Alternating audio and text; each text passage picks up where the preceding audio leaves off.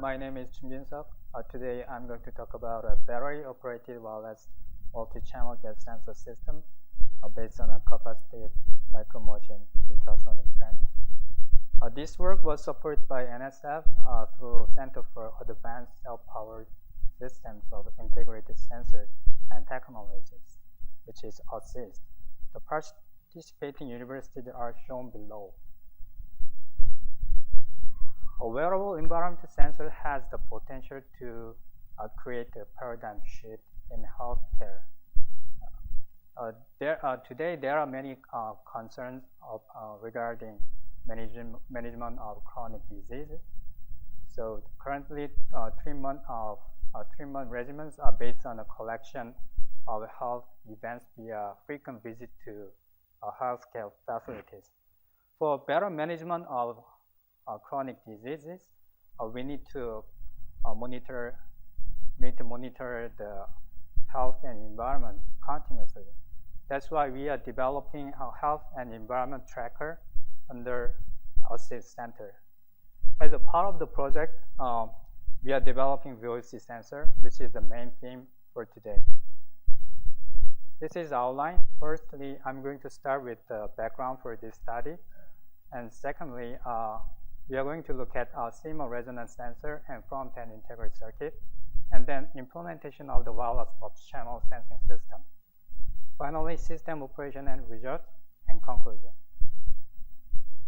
Why are VOCs important targets? They are numerous and ubiquitous, and they have short and long-term adverse health effects. Since their concentrations are very low in environment, the symptom of health problems are developed very slowly. So we need to monitor VOC concentration continuously and correlate the individual exposure levels with the physiological state. These pictures show the example of commercially available VOC sensors. However, they are not specific to different types of VOCs and usually measure total VOC, and it consumes high power, which is not suitable for self-powered wearable platforms. Furthermore, traditional multi-type sensor require heating.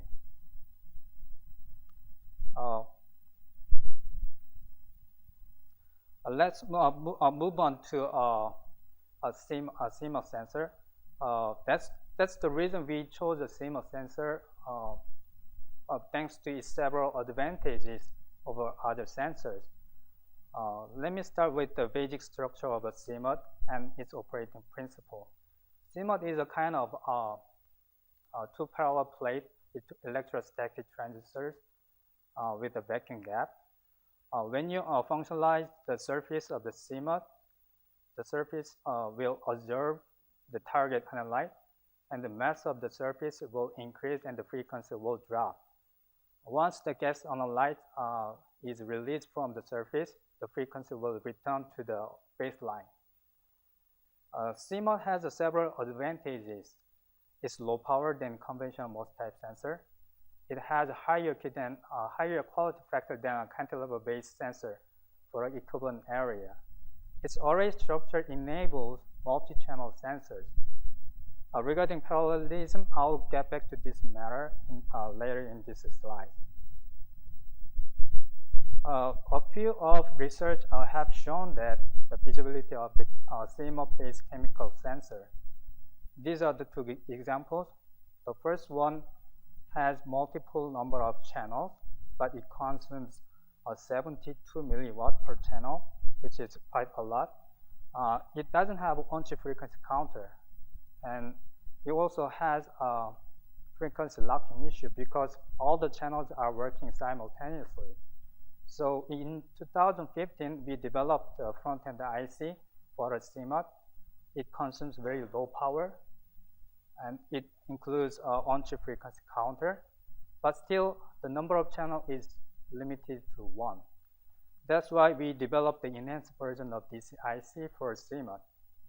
And we added some more features for a complete battery-operated wireless sensing system.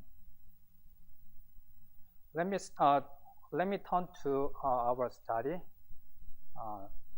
Let me start with the CMUT array. We can use CMUT array as a multi-channel resonant gas sensor. If you take a close look at the single CMUT element, actually we fabricated this sensor, and if you take a look at the closer look at the single CMUT element, it is formed by connecting multiple resonator cells in parallel.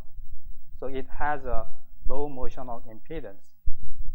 So that enables low power consumption in supporting electronics. And it also has a large sensing area so that we can have a higher capture rate and more significant response. Now let's turn to characterization of CMUT resonator. This is impedance plot of a CMUT. If you take a closer look at the shaded region, we use this region near the peripheral resonance where the where the quality factor is highest. We can model a CMUT in this region as a lossy inductor. We need to compensate the lossy part with the negative resistance provided by an oscillator. If you go back to the impedance plot after wire bonding, you can notice the quality factor degrades a lot.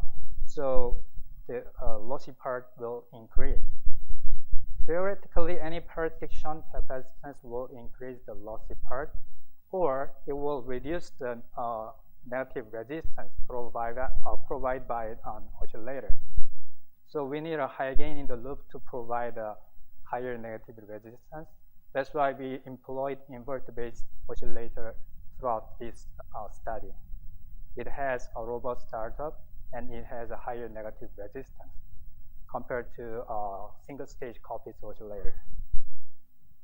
So this is the diagram for the second generation front-end integrated circuit with multi-channel input and SPI interface. We added 8 analog input pins with the multiplexer and oscillator, and the output of the oscillator will be converted to scale wave, and the frequency counter will count the number of toggling for a given gate time to calculate the frequency. And we added serial peripheral interface to provide a standard way of communication with the microcontroller. We can read and write control signals, and we can also read 4-byte frequency counter value via the serial interface.